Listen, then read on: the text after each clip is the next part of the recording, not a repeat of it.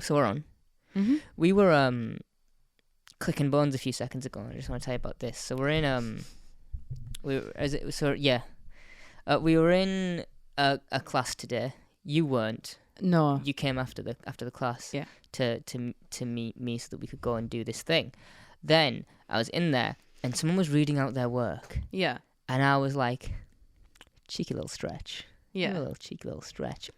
Cheeky little right? So I put my arms up in the air, you know. Yeah, like a back like a back stretch that then turns into like an abdogasm, which is like where your stomach kind of like comes out as well, your spine. Yeah. Readjusts, and then your arms go out and you go Mr. Muscle on them. Right, okay. And they never know that you're going to hit them with that. You fucking, look at these fucking Nerf guns. And then, because they're made of foam. And so I did it, and this person's reading, and the module leader, because I don't want to say her name, is looking. I'm like at the front of the room. The table is in like a box shape, and everyone's facing inwards. Okay, yeah. Okay, so I'm like a group of like campfire ditty and all that shit, and I'm looking forward towards the center. Then I'm on my own, and she is on the left side, like to me, looking away from me at the person reading, who's on the far side of the table. Yeah. And she's just talking, and she's like talking through this work, and I stretch both of my elbows. Sound like someone punching a bowl of mac and cheese, like a weird squelchy, crunchy, like, oh, it was horrible. Awful. Our friend. I assume this is very loud as well, oh, right? God, it's the worst. And so one of our friends, I will tell you who later, you'll probably know by her, you know, her reaction of just, and right, and she's trying to be quiet about it, but hears it and doesn't even look at me. And I've just said her name, didn't I? Oh, I'll bleep it, yeah. But she hears it, and she's talking, she's like, yeah. Tyrese just broke both his arms, and carries on speaking without even looking at me. And I'm like, teach me how to write, great. Perfect delivery on a joke, though, and you knew it was me. Yeah. Oh my God. And so, my bones did a crunchins. To be fair, I would say that, you know, you're not probably the most, like, frequent bone cracker. Like, you know, sort of you do it, but not to an extent that, you know, like a lot of people do it. But when you do, it's just the loudest thing. Oh, when I do it? Yeah, and it's... Oh, mine are very pronounced. It's never like, you know, sometimes when you stretch and like a bone clicks, just one. It's not like that. You do like 12 at a time, always. Oh, yeah. It sounds like, do you know when someone rings out bubble wrap? It's like... That's my body. Or if it's my neck, it's like individual pops in a sequence. No, the neck ones are horrible. Don't look at... You haven't got it up, have you? No. Okay, good. No, because you want me to do it from fucking I want you memory. To try. Tried to do it from memory last week. I feel like it's only equal, right? If you... Let's do it. We've got no synopsis to get through, so come on. Okay. Welcome to Doctor Who Rewind, an unofficial and unprofessional rewatch podcast where... me, Katie, and my friend Tyrese. And that's me, Tyrese. Rewatch episodes of Doctor Who starting from the 60s, starting from the revival. We were so close. Starting from the revival in 2005, and then going back through classic episodes. We'll also cover books, audio adventures, and more. Games. Games is the only one you missed off that list. The thing is, Games is shit. I was really convinced that I had it until my brain went, oh, chronological 60s was before this, that's the first, so we do that first, and then after I sort of clocked it, I lost it. I had it last week until you said you trying to do it from memory, at which point my brain went, fuck, you're on your own. And I was like, oh, okay. Memory was like, no, sorry, not here. School reunion, baby. Yeah. What are your general thoughts? It's a very good one, isn't it? Big like. Oh my God, big like. Big like on this one. This is a really good one. Big like on this one. So we are not doing synopses anymore. No. It's called Doctor Who Rewind. Please go and watch it. It's on BBC iPlayer. It is free. It will soon be on Disney Plus. Yeah. Which will not be free. If you are not in the UK, is the caveat to that too. True. Like, I'm pretty sure BBC is keeping the rights to the streaming over in the UK here where we are. Yeah, and I mean, even if they're not, you know, it's still fine. VPN, NordVPN. You can still get Disney Plus to watch Doctor Who elsewhere. Not sponsored by NordVPN. Surfshark. Stick with Surfshark. Imagine if this is like a smear campaign on NordVPN. This is written by Toby Whitehouse, I believe. Directed by James Hawes. Yeah. Is it in that order? Yeah, I was gonna say I think Toby Whitehouse is a writer. Yeah, no, that's correct. I've got it here. Great. It is correct. My spreadsheet. Finch. That's how we start. He just walks down some stairs and then he's like, "I'm gonna eat a lady." Yeah. And he just eats a girl. Yeah. You thin child. I'm like, please don't. Yeah, do you know what? The line, no parents, no one to miss you, is absolutely horrifying. I mean, any kind of... Because he delivers it really weird, but I can also tell that he is having so much fun in this. Oh, yeah. Because, like, there's a part, we will get to it, like, a little later on, where he runs out of room, but he's actually going... But, like, he is doing... Like, that's him. That's not some ADR person being like, make a monster noise. He is just on set that day being like, can I do a sound? And they're like, yes. Yeah, like, do as many sounds as you want, big Batman. So, I was thinking that, like, all British schools look the same, don't they? Yeah. Absolutely. But, like, and which is weird, because if you see an American school in anything, like, you're just like, oh, this looks kind of polished and nice. And you go downstairs, and like, the stairs are grotty. The banisters have, like, chewing gum on the bottom and sneeze all over the top. Yeah. And you're like, I can't touch anything here. It's awful. They all have those horrible staircases that, you know, go, like, up and then sort of flatten, have, like, a landing and then go up and...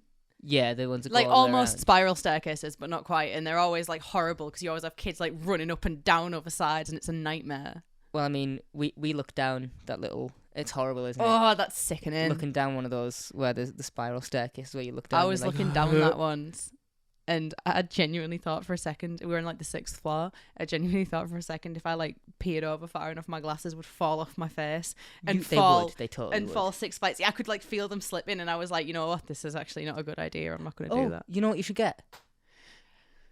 Don't say it. What am I going to say? Is it glasses chain? It's glasses chain. Yeah, you should get one. Oh, shush. The doctor teaches a class. Yeah, he does. A little physics class. Physics. If he walked into any school and did that, he'd get rinsed so hard. Oh, any British school. What the fuck is he on about? Yeah. Physics. I think that if the doctor was my physics teacher, that I probably would have like learned a lot. Okay. I think, you know. Look, I didn't think that's where you were going with it. For some reason, I was like, everyone has a crush on a teacher at school at some point. Oh, but like in this school, I imagine like the doctor would be, you know, like he'd be like the hot teacher, I think. The professor. No. And he wears vertical stripes to make himself look taller. No, that's the 7th Doctor. That's me. I should start wearing vertical stripes to make myself look bigger. Milo is smarter than I'll ever be. Yeah. It really kind of irked me. And also, these are like, what year would you say these kids are? Because I'm thinking like year 8. What, that class specifically? I would believe like year 8, year 9. So what, between like 13 and 14? 12, 13. Yeah, 12. Yeah, like 12, 13 / 13, 14. Like that sort of age. These are not year 8, questions that you should be asking her. Like the high academia that the doctor is tossing out towards these kids. Well, I wouldn't have been learning that then. It's yeah, cool that true. he then, obviously he knows something is wrong. And then he starts on purpose doing it. Yeah. But you just mean like the regular science But even questions the ones that before that, yeah. I'm like, no. I mean, I don't know anything about science. Like, not in like I literally don't know anything, but I mean, like, you know, it's always like a funny thing that tickles me when we get like, you know, a pub quiz question about science and I get it wrong and I'm like, oh, I don't know anything about science. None of it stuck with you. Yeah, none of it did at all. So even the sort of tester questions he's asking, I don't know if I learned that. I don't remember. No. Correctamundo. Yeah. Again, that's another thing. Those kids would be like, oh, Mr. Correctamundo. Like, that, you know. Mr. Correctamundo. They're not going to let that go. There's a few things in this episode, might be a Toby Whitehouse thing, I don't know, where 10 comes off a bit 11 for me. Do you and think? That's You'll have to bring them up because I didn't notice that, but maybe if you... This is one of them where he says a silly thing and then goes, oh, not saying that again. Like, that's a very... For me, at least, I'm like, that's an 11 thing. That's an 11 thing, but is it also because 11 does exactly that you think that's a... Maybe. I think it might... He does that, like... But he does that a lot. Episode. He does it in his first episode, but he does it a lot where he doesn't always, like, express, oh, I'm never saying that again. But sometimes he will say a phrase and then pull a face to be like, oh, that didn't sound right coming out of my mouth. There is a bit later on as well that I was like, this seems very 11. Yeah. But, of course, we'll get to that. The thing is, with this opening scene in the classroom, is that, so essentially, right, the kids are all super smart because of the chips. Poindexters. Yes. Even. One could say. Poindexters even. One may mention. But yeah, like, they're all eating these chips, and now they're all super smart. And I think the implication is that Kenny is the only kid in the whole school who, like, doesn't eat the chips, right? Because he's, like, the one who's not going along with this. So everyone else in class is just kind of, surely wouldn't they all be, like... Really clever as well. Wouldn't they all be like, oh, I know the answer to this question, I'm going to, like, get on this? What about the packed lunch kids or the Pasta King kids? Apparently that's it. Kenny's the only one. He's the only one who's, like, not eating the chips. No, I like Pasta King, mate. You know, look, Kenny's a Pasta no one King likes lad. Pasta King, all right? Not to slander them or anything, but chomps Pasta King sucked. He licks the sauce off the top like it's an ice cream. Then he just, like, sort of mushes up the pasta and eats it. Then he drinks the pissy broth at the bottom of the Pasta King. Okay, well, the thing is, though, when they ask him later, like, oh, Kenny, you know, you're not eating the chips, and he says, I'm not allowed, like, as Who's told him this? his response. But I'm like, I know this is not a thing that is worth thinking into at all, but maybe he's, like, vegan, gluten-free. Oh, so yeah, maybe he has, like, some sort of like, he doesn't want to eat the oil or something, you know, like, maybe that's an actual thought put to that line. Maybe he's an environmentalist. But anyway, speaking of the food, Rose is a dinner lady. Yeah. In this episode, fit check on the dinner lady, Rose. It's a health and safety violation. Doesn't she have, like, hair just hanging out the front? Do you not do that at your job? What, have hair hanging out? Yeah, just I out the front. gotta wear a hairnet. Yeah, but I mean, like, just a little bit. Just you know, cause. cheeky little bit of. Just cause. A little bit of. I mean, you know, I look very different going into a shift there and coming out. I think on, like, maybe one occasion I've walked past the fast food place you work at. Yes. Looked inside and seen you and gone, oh God, and, like, walked away. And what? Like, and seen me? I've starved for that. I've gone, I'm not eating today. Never mind me seeing you at work though. Okay. Yes. So yeah, Rose the dinner lady. Rose the dinner lady. She gives the doctor chippies. Yeah, she does. That one's for you, and you know who you are. Please don't rinse me for it. I've never met you. It's become a personal thing where every time we do this now, someone that we know has said something or found a piece of this that is, like, really easy to take the mick out of me on. But it's never going to happen. I say all the things I do with pride and a little bit of shame, but mostly pride. Mostly pride. That's what keeps me going. The foreshadowing is good. It's a bit on the nose. The chips are different. Wait, and then, like, they spend a long time being like, these chips taste funny. Yeah, they do. But the thing is, right, although, yeah, it's a very obvious, like, we're going to keep talking about the chips because we're, like, drawing attention to them. But there is a very, like, chips on a school dinner. No, but I mean, just, like, in the they show go in to general. a chippy later as well in this episode. Like, they go to a chippy later, but then also, you know, the doctor and Rose's first date being, like, going for chips and, like, you know, it's a regular thing. Chips are, like, a recurring character in this. Character? Yeah, no, seriously. Like, honestly, it's a thing that I remember even when I was a kid. I also, this is why, you know, speaking from last week when you were talking about deliveries that you just are in your brain and you just remember. Oh, yeah. Rose being like, he doesn't like the chips. Like, about the doctor. Yeah. When she's, like really secret about it. Yeah, like talking to one of the teachers or something, right? I think it's, I mean, at least now, how stupidly kind of sexist is it that it's like, he gets to be the teacher, she's the dinner nanny. See, like, the thing is, I never thought of it ever like that. Well, I didn't. Because my thinking was just you get someone behind the scenes there and... Oh, no, my thinking it was just that it was like Rose wouldn't be qualified to be a teacher or anything. Because she's got a bronze gymnastics certificate. She can't teach anything but PE, you know? But the doctor could have fabricated whatever he fabricated for himself for Rose. As a PE teacher. This is... This is it. As a PE you really want her to teach PE, don't you? You just want Billie Piper to teach you PE. Is that what it is? I think it would just be so funny if instead of having her... I know they needed someone in the kitchen, but if instead of it's like, you know... Yeah. Her serving chips, it's her teaching people how to, like, swing about on ropes and shit. I think that's funny.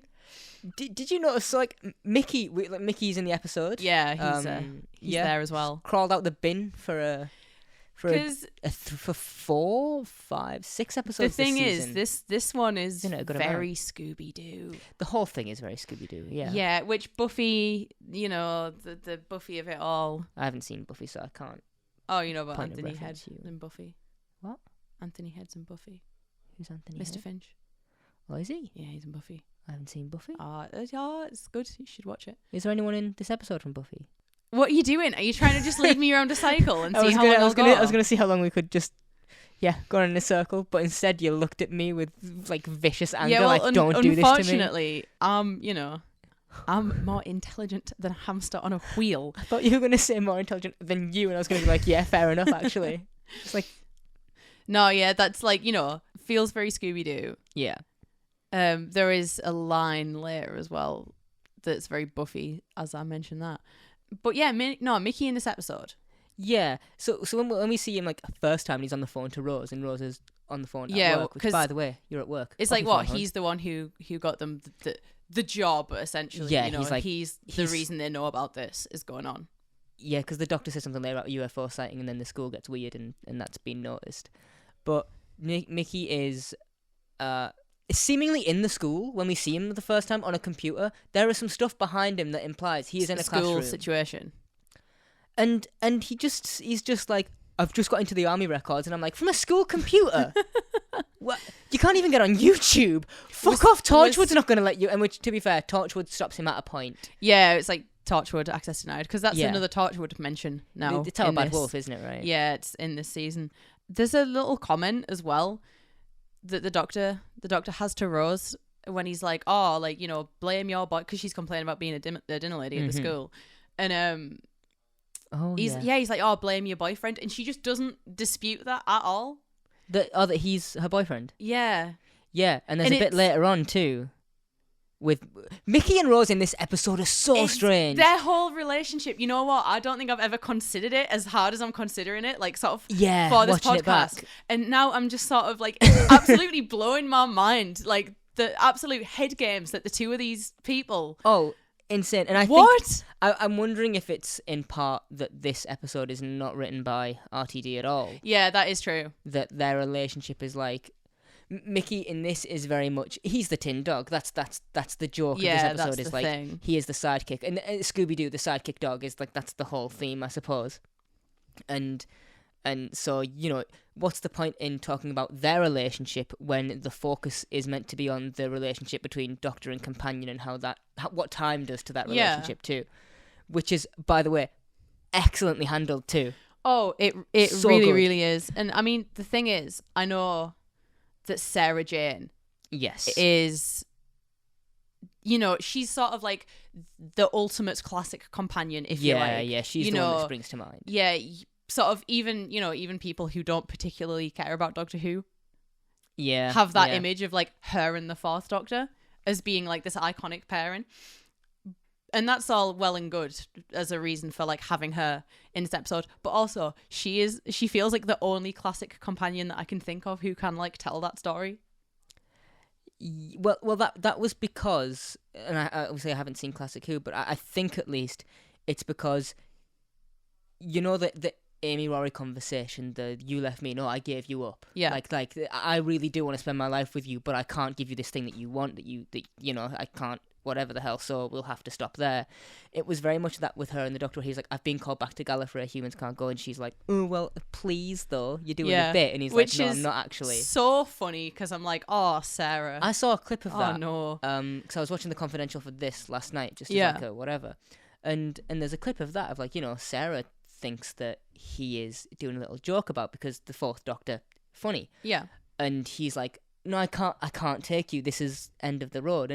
And you would think, oh, he's going to go pick her back up Yeah. when he's done. No. No, he does not. Which, yeah, also, a bunch of other people go to Gallifrey, man. Before or after? After. a bunch of other humans. Well, he says in this, doesn't he? He's like, back then that wasn't allowed. Like he takes a bunch of other companions to Gala for it, and I'm like, oh, so like Sarah Jane Smith just kind of makes me feel real bad sometimes. Well, I remember thinking that, and I'm pretty sure I've brought this up in like the first episodes of the podcast before, that like the Time War as a narrative device, I thought was a Doctor Who thing anyway from the start. Oh no! I didn't realize watching it when I was a kid that like, no, that's just for the revival to give it a reason why there's not, bind him to Earth a bit more and domesticate him a little bit. The dinner nanny cooks here, like actually. Oh yeah, she cooks. Let her cook. Because the chip oil gets knocked over. The barrel gets knocked over. Oh, chippies, the chippy oil. And the chippy oil. And it spills on her, doesn't it? And then she starts to scream. And then they take her into the office. And she just does that. Yeah, right. And she doesn't even like smile. She's not like, oh, that happens to. Sometimes she just shrieks. Like she just pulls her little mask down or a hat off, whatever it is that she does, and she goes, she does that sometimes. The thing is, don't the lights also like flicker and you see like a shadow of like big huge bat wings or something? Of the wings, yeah. I want to say, just like Tooth and Claw, but with more vocals, this music is so good again. I love this one. Oh, yeah, no, the music, that's my exact notes, by the way. Here says, in quotes, it's fine, she does that. And then underneath it says, I like the music.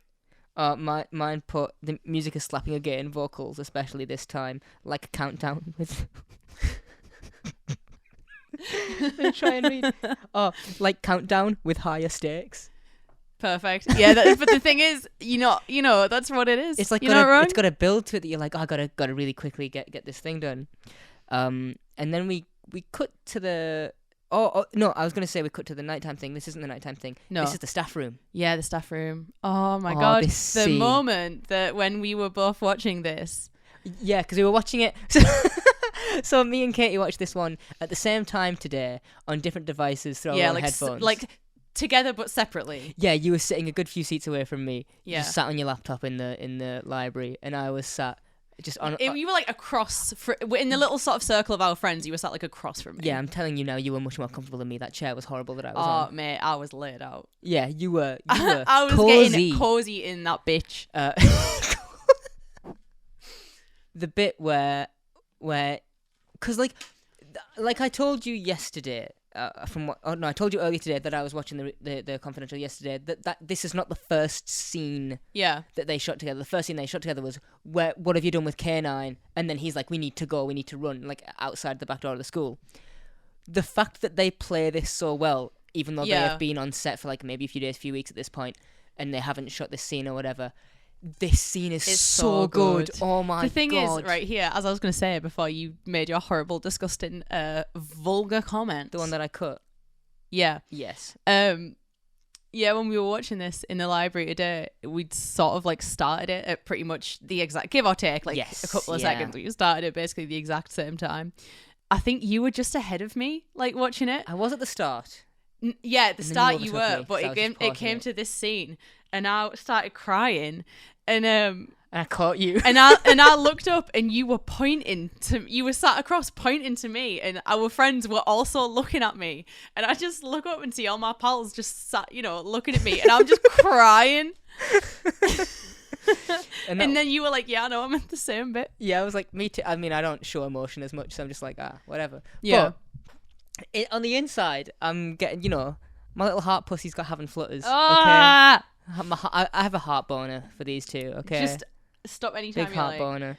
Right. So. But the John Smith. Oh, I used to know a man that went by John Smith. It's a very common name. And he's like this smiling. Very uncommon man. And and then she walks away, and he's like, "Good for you, Sarah." And like say the whole name. The delivery on that line. The smile, the tears in his eyes. Like he's genuinely happy to see someone from his old life. Good for you, Sarah Jane Smith. I think he is more happy. Don't watch it now because I will cry. He's like, don't even hands off that remote right now. I know. I just want to skip ahead a bit in this so we have a different image. He is just genuinely happy to see that she is still doing what she enjoys. She's doing it just as good as. Don't you being cruel? Stop. I'm just trying to get to a nice part. I don't want to have something horrible going on. So is there anything else you want to linger on in the staff room other than wait, the woman. The woman. that David Tennant posts a lottery ticket through someone's letterbox. That's exactly what I was gonna say. Because the guy, he's talking to a guy who is a teacher, another teacher, and he's sort of investigating a bit, and the guy's like, oh yeah, like a bunch of people left for whatever reason, apart from the teacher you replaced, like, which is weird, and the doctor's like, what do you mean? Yeah, because she never played. Yeah, never played the lottery. And the thing is, doesn't he say something afterwards where he's like, like, just makes a little like, He's like, apparently someone posted it like at midnight through a letterbox, and he's like, oh, weird. And then that's all you get on why the Doctor is in the position he is in, and how he basically just usurped the role of a teacher from another teacher who quit just out of the blue.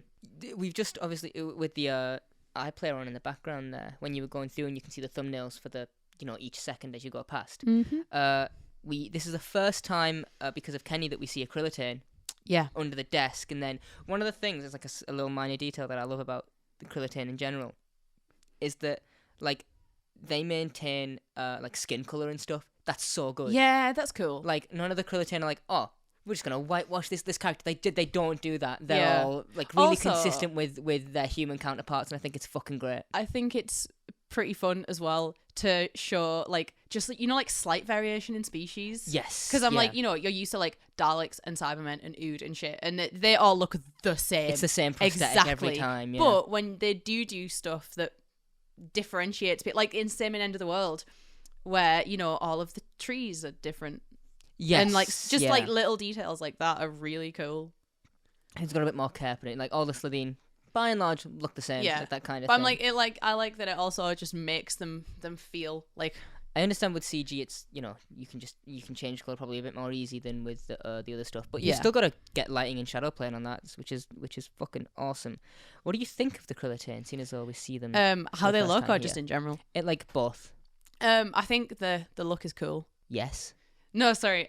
No, I think it's like a sick design. They're cool creatures to look at, and also I like them.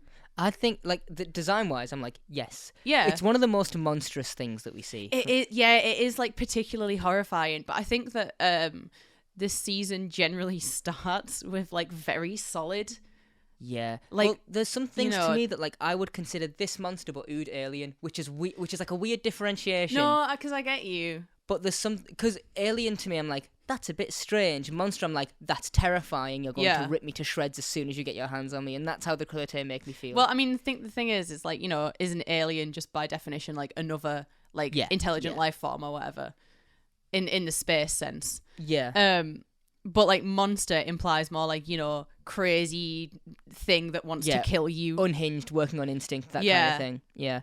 They, for me, is like the ultimate apex predator. They will take the the survival instinct or survival mechanism of another creature and like just stitch it into its own DNA, which is very cool and scary as well. I have a bit of trivia on them, which we'll get into it anytime you want. No, I can't wait for it. I'm just annoyed that these kind of don't come back. Same with the Reapers, right? Yeah, where they're sick, cool, unique. I'm like, yes, bring those back. I don't think they're the kind of alien, that you don't need to tell like a specific story for. You can put them in anything just as a monster and it would work, probably. Yeah. I mean, Reapers, you kind of need cause. Oh, yeah, no, for those. But I mean, for this, you can just be like, oh, a pack of Acrylotane are here. Yeah. And they have taken the form of whatever. And like, that's just your episode. And the thing is, also, it's like an opportunity to just do a bunch of cool, cool monster designs. Because you can just switch it up every time. I would love an episode that's like this with Acrylotane, where there is no big master plan. They are simply just feeding on people, and the Doctor is like, "Oh, this isn't even a space plan. This is just murder." Yeah, and just like they're just like a feral dogs or something. Yeah, they're just like, we're just picking off whatever people we can find, the homeless, whatever the fuck it is. Like, you can just do that shit because you can just eat anywhere that you can kill a thing. Not you, dear listener. Please don't go around eating the less fortunate or the homeless. But Acrylotane, I'm saying, could do that. It fits their MO perfectly. Yeah, Anthony Head in this episode is absolutely terrifying. Which one is who? Mr. Finch? Mr. Finch again. Yeah. See, that's why I want this list. He's terrifying. He's cool. But then we sneak into the school at night. We do, with our team gang comrades. Yeah, with the fucking Scooby Gang, man. Which is, that's the bit of 11 that I think as well. The team, no. Gang, no. Comrade, No, that's 13 shit. He's well, like, yeah, hey fam, let's go. Stop it. Stop that. Put that down. Audible Put that down. revulsion. A dog could have weed on that. It's my favourite thing. I was going to say, that's your new favourite thing. Well, we used to say, like, me and a bunch of my old friends just used to say that. Like, you'd pick something up and be like, a dog could have weed on that. Like, just an impression of a really disgruntled mother when your kid picks up a stick. Yeah. Dog could have weed. And I'm just like, yeah. But now I'm saying it with opinions, which which wasn't the case before. We never used to say it on opinions. But now I'm like, this is actually kind of funny to me. Yeah, it's a good bit. I like it. Good one. I'm glad you you approve. Yeah, so they sneak back into the school, and Rose says something about how, you know, when she was a kid, she used to think all the teachers slept in school. Yeah. Which, yeah, obviously because they did. But, like, I'm it's like how buses sleep at the bus station. Yeah, I'm like, Rose, you're not much older than a kid. You've been out of education for, like, 5 years. Well, if she went to college, it'd be less, right? Yes. So I'm like, oh, so yeah. Doctor, let her go home. I've just thought about it for like more than a second, and now I'm like, maybe leave her alone. Also, whatever your name is, Millie, new companion, Millie. Oh something. my god, oh. No, because you know that I always forget this. Yeah, me too. Well, like, this is you rubbing off on me because I was normally fine with this. Either way, age up her character, please. Don't make the Doctor, who is now over 1,000 years old, go around traveling with an 18-year-old. That's kind of strange to me. Don't like that. Are you looking it up? Millie Gibson. I found it. I figured it out. It was in a drawer in the back of my brain. An old rusty thing. Yeah, it Millie is Millie Gibson. Yes, which is what I thought it was. But my brain for a second was getting confused with Millie Alcock from House of the Dragon. Ah, yes. Because I'm like, they're both young actresses who are like, you know, blonde, I guess. And my brain was like, is it? But no, yeah, that's right. It's Millie Gibson. I'm not going to remember that next time. No, I won't either. Just because I'm shit with names. Yeah, me too. It's fine. Yeah. But it's okay. So, Sarah Jane realizes now. Yeah, she runs into the box. This is the Doctor. She enters a room. How am I sounding, by the way? You sound alright. Oh, okay. So yeah. I felt I was a bit close before. No, it's okay. No, okay. She finds the box and it goes. That's perfect, by the way. Cut that. We're going. Dead on. I love her. Like, her breath actually leaves her. She's winded by this thing to find out that he's come back and she's not been notified. Absolutely wounding. But I think at that point she is like, it's John Smith. Like, it's the dude. Yeah, right. She's not like, I wonder who it could be. That's not a thing at all. And then she enters what I didn't realise until watching The Confidential is a gym, like a hall, a PE hall. What, the TARDIS was in? No, that they have a conversation in afterwards. Oh. It's like a PE hall. It's got like the shiny floors and you don't see that from the angle, but in the Confidential shots you can see. And I was like, oh, that's weird that I just never clicked onto that. It's like it says, because every school just kind of. As for Confidential, there was going to be, there's like a cameo thing in this scene, and they were like, oh, we couldn't have time for it, so we cut it from the episode. One bit made it in, and they had, when she meets the Doctor, they had Looker from Pokemon. They had him in the thing. They had him in the room at one point. No, stop it with this joke, because it's horrible. All right. Because it's been like 3 weeks. By the way, I've had this in the barrel for about 3 weeks. The thing is, I was like that one bit where he's on his own, Looker from Pokemon, and then I was like, oh well, you know, Katie will just click on and she'll shoot me down immediately. I need to make it believable. And then like we didn't record for almost 3 weeks. And you I was invented like, a lie about Doctor Who Confidential with which to trick me. That is a.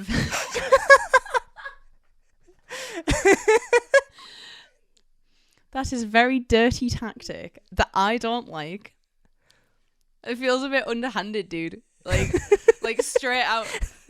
Like I've been working for weeks at this. The thing that is worse about it is that you thought about it, that you put time into the idea of deceiving me. I don't think you realise how bad I am at like just keeping things to myself, especially jokes where I'm like, I need to say this thing, and you are the person I go to, and I'm like, this is the one thing I've got this plan, and I can't be like, I've got an excellent joke to say in Rewind today. I can't do it. You gotta. So I had to just leave it and wait for my opportunity and hope that it went well. I hope it was like a good 3 weeks for you. I was trying not to smile throughout saying that whole thing, so I'm like, you'll give it away. And it was really difficult, actually. How do you feel about this conversation that you've generated half a dozen times since the last we met? Yeah. I don't know. I don't really have any particular thoughts about this conversation other than this. It's a very good scene, and it makes me go, oh. I love that the music just stops as soon as she sees him. The music is like, let them have this. Yeah. And it does, and it's so good.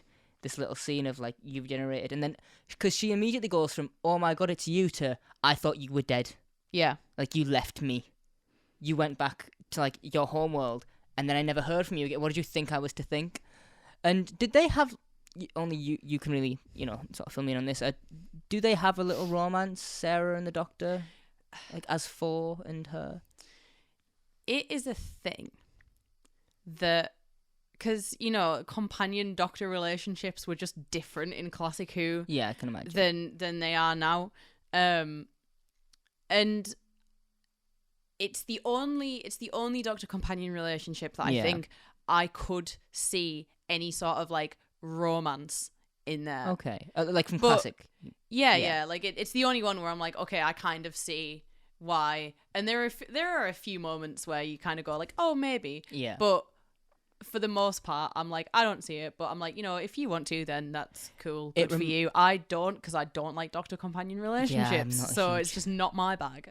It reminds me of and I hate this bit too, kind of the Vastra thing where I think it's in Deep Breath where Clara's like, he's old, and she's like, what? And she's like, yeah, well, he used to be young, and she's like, who do you think that was for? Oh yeah, when they say don't they say a line as well about it where they're like, oh, now that he doesn't look however anymore or something. They make some comment about the way that he looks. Yeah. Well, it reminds me of that because I know that Sarah meets the Doctor when he's 3. Yeah. I mean, the regeneration, not 3 years old. That's weird.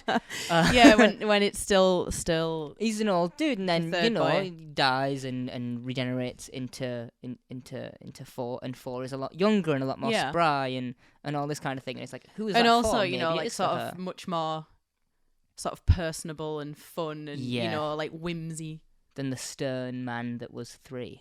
Yeah. I don't know anything about 3 other than the stop right there, and then the absolute smash cut to the ending. I love that though. God, I love that. I love the Third Doctor, right? And there is an absolutely because you know what? A lot of his time he was just grounded on Earth, and there's just all the unit stories. Inferno, so good. Is that where like the Brigadier and stuff comes into it? They go. I think it's something like I don't remember it perfectly, but there's something about like an alternate timeline, where Unit is evil, and like. I'm pretty sure, like, do not quote me on this. Be prepared to cut this if I'm wrong. But there is an evil version of the Brigadier that wears an eye patch. How could you be wrong on this? Like... surely if it's that vivid. I love that personally. I need to find it, I'll pause this for now. So, evil Brigadier is real. The leader of the brigade. Yep. Leader of the evil brigade. Degrade. Big radiator. Help me. Katie hasn't let me leave in 8 days, and she's only feeding me water from a small dog bowl. I haven't had food. She keeps chucking quavers at me, but they're not quite close enough to eat. They're just close enough to curl up and die. So Mickey screams and like ruins this moment for them all. He's like, It was dark. I was covered in rats. We've all been there. God, we've all been there, Mickey. Listen, come on, Mickey. If you've played the hospital level of The Last of Us 2 with Abby, then you've been there. You really love that game. I love that game so much, and also that was like such a ridiculous, stupid joke. It wasn't even a joke. It was just a dumb observation. I'm brushing past it. I don't get it. These rats are like yellow, and I'm like, why? Yeah, because they say they're like vacuum formed rats, but I mean, I never did a dissection in school. I did. Did you? We dissected. We didn't dissect like a full animal. Oh yeah. We did lamb's hearts, which is cool to know that everyone had like a little baby lamb on their desk. It was, wasn't alive, just in case you were wondering. And then at one point, one of our teachers, who now owns a pub in our town, biology teacher, once out of nowhere slammed a cow's heart onto a desk. We don't know where he got it from. Well, a cow, I would assume. And then started being like, put your finger in the aorta, and we were like, I'm so okay with this. Give it a big smell though. I was like, I want to see what this smells like. That's horrendous. Love and milk is what a cow's heart smells like, by the way. Absolutely sickening to me. See, I don't think I ever personally did it. I don't remember if like our school did it and I just wasn't there for whatever reason. Yeah. But like the idea of dissecting something is absolutely horrendous. I'd be like Misty Day at the end of American Horror Story. There was one person who was like, I need to leave the room. I can't be in here for this. I'm just going to like faint or It vomit would or have been something. me. Would you actually, do you think? What, faint? Like faint and or be sick? Like No, you'd but have to leave the room? I think I would need to leave the room anyway. Oh, would Like as a you? way that I wouldn't. Yeah, because the thing is, like, I'm really not great about like medical stuff, and I'm not either, yeah. like it's in a way that it's sort of like if I have not like an injury or like a wound or something like that. You don't wanna look at it. No, on me, I'm kind of like okay with it, but on someone else, no, Yeah. like I can't. Like same when people talk about surgeries or like show you scars or whatever they have from stuff Yeah. like that. I'm like, you have my greatest sympathies, and I hope that you know like but I'm get putting my better. earphones But in. I can't look at it and I can't hear about it. I'm just Yeah, glad I'm that like- it went well and you're all right. You know. Yeah, I'm a bit like that. After this, Sarah Jane joins up with The the gang. doctor The and Mrs. Rose and X. Mickey. Rose does not pull a single punch. Not at all. She's so rude. Rose, you were saying, is a dickhead. Where are you from? Rationing and stuff. She brings up, doesn't she? Yeah. You got a list of her she insults did. here. No, I was just looking at it, and I wanted Yes. to see like sort of how this starts. Because the doctor's like, oh yeah, oh no. The Rose goes doctor- like, who's she? The doctor introduces them, Yes. and then Sarah says, "Hi, nice to meet you. You can tell you're getting older. Your assistants are getting younger." And then Rose says, "I'm not his assistant." And then Sarah says, "No, get you, Tiger." And then that's when they go and meet Mickey, who's covered in rats. Okay. And then So does after, Sarah start this? the thing is, I don't want to say she does, right? But it's looking very much because, like, you know, that comment's like a little bit cutting, right? If it's not directly an insult, it's a charged thing to say. I can tell There you're is, getting like, older. Your assistants are getting younger. There's like a little bit of edge to that. But it's one of the, how there's some things that there's no way of saying it without being Sounding like a dickhead. sounding like like a bit of a dickhead. I think this is sort of like one Yeah. of those things where there's no way you can say that line and not sound a bit like it's Yeah. an insult or a bit underhanded. But then when they go into the corridor, like later on, Yeah. that's when Rose sort of starts it and she says, "I don't mean to be rude or anything, but who exactly are you?" And I'm like, again, there's no way you can say that without Well, sounding like a dickhead. So I think Sarah plays that off very well when, you know, when she's like, oh well, I mean, it's on the screen right now. Oh, he's never mentioned you. That must have fucking killed I know Sarah that's Jane. a hell of a comment. Oh my god! Ouch! Ouch! Yeah, no, that is a very wounding thing to say. Right? Because when she says that, Sarah Jane just says, "Oh, I'm Sarah Jane Smith. I used to travel with the doctor." Yeah. Like, oh, well, he's never mentioned you. Oh. After are we moving on from this? Oh, okay, no, but yeah, then the doctor tries to save it, and he's like, "Oh, Sarah Jane, like I mention her all the time." And then Rose says, "Hold on," pretends to think about it, and goes, "Sorry, never." She pulls her face and she doesn't look at Sarah once. One sec, right? I've muted it. Yeah. That's a pure serial killer face. She's she thinking makes about there. And she doesn't look at her. Sarah is staring daggers at Rose, and Rose is just not giving. Mickey's loving this. Look at the worry. Look at the doctor's like, "What have I done?" And Mickey's like, "Oh, welcome know to what Earth, big boy." You know what we need? We need a like hyper zoom in fucking facial expression analysis on this entire scene because this is. Shall I do? I'll do it. You got to do it because this is hilarious. Jerry. I want a This Jerry is Springer this hilarious. shit.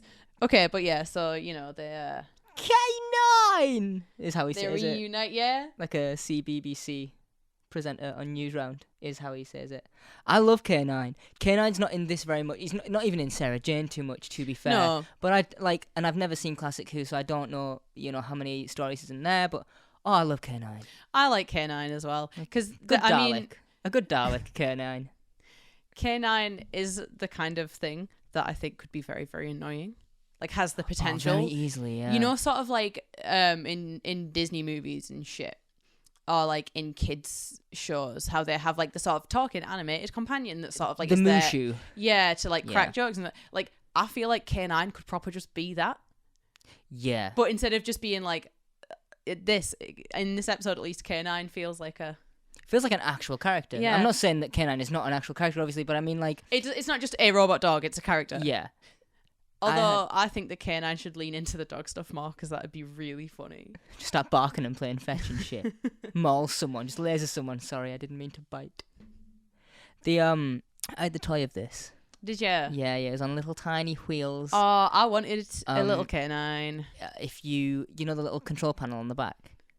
On On his the back. side, yeah, you can. No, I mean like the buttons on the top. Oh, the top. Okay, If you pushed that, the side panel would like open. Oh. And it would like be on the little hinging mechanism thing. It was really nice. I miss my old TARDIS set. It's a shame that battery acid melted it. Oh god, I wanted the TARDIS set so much. I had the TARDIS set. I wanted it Big so Christmas gift. much. Big Christmas gift, that one. I loved it. I always wanted more toys than I had as well, because I already had. Me too. Kind of wish I'd kept them, because then I could like pull them out for this like, I guess the channel, because it wouldn't have been on the. It's not a very visual thing to go like, where do I where do I put all these dumb Doctor Who toys? I'm just like, can't do that on Spotify or RSS or Samsung. No, you couldn't. Chip shop. Go with Chippy to repair your robot dog as per. Do you know what's funny is that when they like first pop the boot on K9, Sarah Jane says something about how like she couldn't get him repaired because it would have messed with human science and that, and then they just pop him out on the table because he's so like just looks like a stupid vintage robot. Looks like a big toy, right? Yeah, they just pop him out on the table in the chip shop, and I think that's funny. And then like the Doctor and Sarah just like have their nice little conversation together. Yeah, they sit at their little table and it's a nice conversation that they have. I like the conversation. The conversation that Mickey and Rose have, however, is very different, because the whole thing that I love about this episode is it doesn't shy away from bringing back a companion, legacy or otherwise, for what isn't a stint, what could have easily been like just a throwaway. She comes in and says a line and walks away. I'm Sarah Jane Smith, I'm a reporter, and then walks out of the room, and you don't see her again, and you're just wondering whether she got what she needed. But they have her in for a whole episode, and they go, okay, well, what happens when an old companion and new companion butt heads? What happens when the old companion questions why she was left? Like, all these things that happen, and the episode just does not shy away from any of those conversations at all. They're all had here, and I think that they're done really fucking well. Yeah. No, I mean, it feels very much like we're getting everything out on the table here. Mm-hmm. Including the robot dog. Yeah. But of stuff, that I feel like, because we could just not address it, but we get that. And that's development. That's cool. And it also leads to the Rose conversation of, I thought we were different. And he's like, here is the thing about you, Rose. You will fucking die on me. So, actually, when Rose and Mickey are talking in here. Yes. Because Rose, while this conversation with the Doctor and Sarah Jane is going on, Rose and Mickey are also having a little conversation where Rose is like, oh, I can't believe, like, this is going on, because Mickey's doing a bit of a... I told you so about it. Yeah, I was right, you were wrong. But again, Mickey is like, I told you so, you wanted to be with him, and now he's doing this, and I'm like, right, so are you together or not? Because at the beginning of New Earth, love you, bye... Yeah. And you kissed him and you did all these things. And now we get back to Earth the first time, and you have that little phone call earlier from the, when he's like, I've got into the army. And he's like, oh, I thought, Rose is like, you could have just called me back because you wanted to call me back. And he's like, I would never do that. And I'm like, oh. Yeah, it's so weird. Oops. It's so weird. And right. I hate all of it. Mickey's like, oh, he's just a regular guy, really, like, he's just the same as any other guy. And then Rose is like, you don't know what you're talking about. And Mickey says, maybe not, but if I were you, I'd go easy on the chips. Fattest again. But he wasn't fattest last time, was he? No, Rose was. Oh, both of them flawed. You've got movements, you got strides to make, steps maybe forward this is to go. him, Go steps forward. This is his redemption arc. No, this is revenge on that. He's like, I'll make a shitty comment back to you then if you want to besmirch Trisha Delaney. Speaking of Rose's old friends, one of them does get brought up in this episode. Don't you dare say Looker from Pokemon. Shireen, yeah, she does. Is brought up. Yeah, she does get brought up, doesn't she? You know who else gets brought up? Who? Looker from Pokemon. Oh, right. Okay, cool. Got you. Cool. Yeah.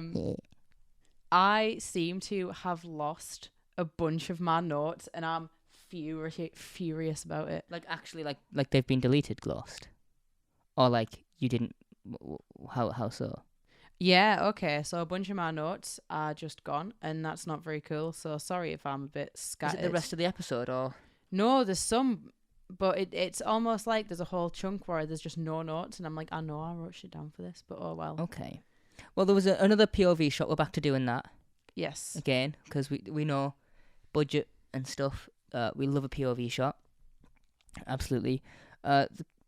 This is where they find out that it's Krillin. They fix K9, rub a little bit of the grease on him, grease up his little yes forehead nipple that K9 has.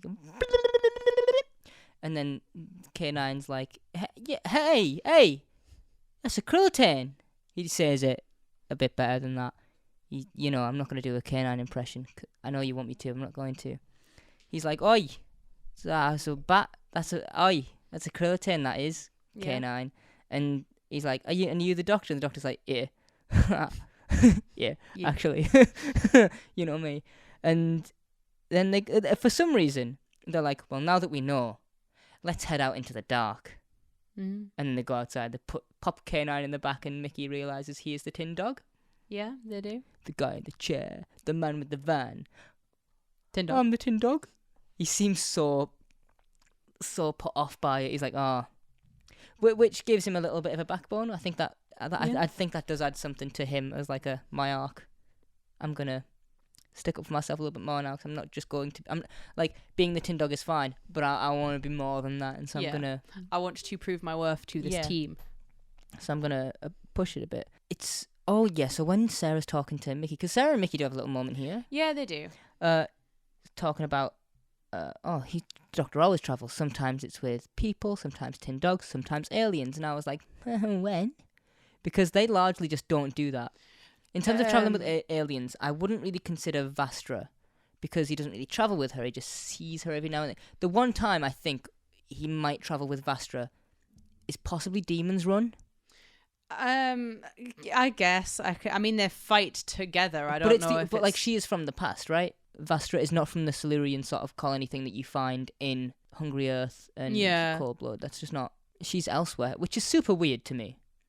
That Vastra is just like another one, I guess. Same actress as, you know. Was it the same actress? Same actress as, not the one that, I think she's called Hilaire, the one that dies. Yeah. Her sister, the combat woman. Oh, okay. I'm pretty sure it's her. Is it? Yeah. But different character. Different Silurian, I'm pretty sure, yeah. Because I'd struggle to see them coming to peace, those two. Maybe I'm wrong. Someone correct me on that, I suppose. But other than that, the only alien I can think of him travelling with is Nardole. Isn't Nardole implied to be like some kind of cyborgy human thing? Oh, cyborgy human. I thought it was like a sort of full a full robot thing. Well, I mean, still not human, right? Like, still an alien, I suppose. But I'm struggling to think of any other actual aliens. I'm actually, like, you know, I'm not just zoning out while you're saying this. I'm struggling real hard to find something. What are you looking for? A companion who I'm sure was an alien. Since the reboot? No. Okay, well, that's what I'm talking about, sorry. Oh, okay. I just mean, like, when she's like, oh, sometimes this, sometimes aliens. I'm like, I'm sure Classic Who did have the aliens. See, Sarah Jane being in this has me, you know, really in on Classic, yeah. You're going to watch some Classic Who when I leave? Maybe I will. Maybe you will. So that when they do go outside, that's when the Doctor has his moment of, you will wither and die and I will live. Yeah. Do you know how hard it is to watch someone and then he pauses because you're not allowed to say love, which is strange. Someone you what, Doctor? I mean, it's not strange. It's not 2005 strange. It's now strange because, like, now, at least for me, there is, whilst not regularly, I do now, I've become way more comfortable just telling my friends, like, oh, yeah, I love you. Not just like in passing, like something will happen. I'll be like, oh, you know, I love you. It's fine. Like that happens now with you, with other people as well. That I'm just not gonna. Oh yeah, name. I mean, I tell a lot of people that I love them. Yeah, but I'm like, you could say that people you love, like family, like this. You are not just applying this to Rose. It's not love in a romantic sense necessarily. This is part of your nature as a Time Lord that you're dwelling on. It's not. It's not the whole thing. Yeah. No. I mean, touching moment though. The thing is, obviously, That's the implication. Yeah, I thought I was different. I thought, yeah, well, no, you're not. Shut up. Sit down. We're going back to the TARDIS now. The Doctor also says here when he figures out that they are Krillitanes, if he says something about was it like, think how bad things could possibly be and add another suitcase full of bad. And I'm like, yeah. Is it that much of a threat? Is it that much of a threat to you, Doctor? It's not that much of a threat, but we'll get to that in a few minutes. Because the finale to this episode, by the way, yes, is half of the episode. Oh, yeah, The final fight and stuff is 20 minutes. Mm-hmm. They use the unit music when they walk into the school. They, right? Like, they're like action theme. And I was like, all right, march to war. Yeah, right. It's their little Avengers moment, their little walk in sync.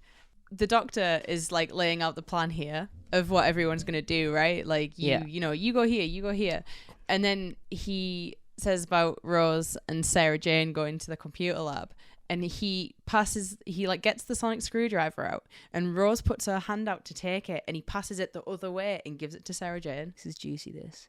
Yeah, it's just a little moment when they put it in my tiny brain when they're going into the school. So yeah, so you know. Right, so here they are, they're walking into the school. Walking into the school, laying out the plan here. Oh, she goes to grab it and like, oh, look at Rose's face. Look, she's fuming. Is she going to side? Oh, I thought she was like going to really, oh, come on, Rose. Jesus Christ, right? Your jealous bone is showing. In it. She's she is not happy at all about that. Oh, Jesus. Jesus. So the Doctor and Finch talk by the pool because why not? Yeah, outside of the Sarah Jane of it all, this is the most memorable. Try again. Come on. Yep.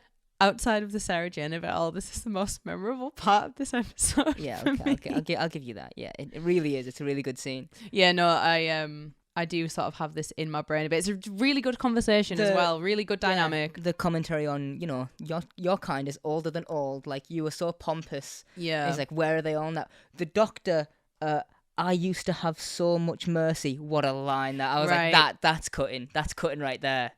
Oh. The thing is, the Doctor does drop some absolutely killer lines. But it also... he ticks the box that he has in Christmas Invasion of no second chances. I'm that sort of a man. When he's like, I used to have so much mercy, and I was just like, look, if this goes south, once I know you're up to no good, I'm fool me stop once, to it. Shame on you, right? Yeah. Which the Doctor has a lot of those things where he's like, I'm going to stop you, and they're like, why? And he's like, well, just cause. I mean, it happens in New Earth, doesn't it? Like, if there's something happening here, I'm putting a stop to it. Like, it stops now, today. Yeah. Well, same with Gridlock too. Mm-hmm. New Earth, man. New Earth. So good.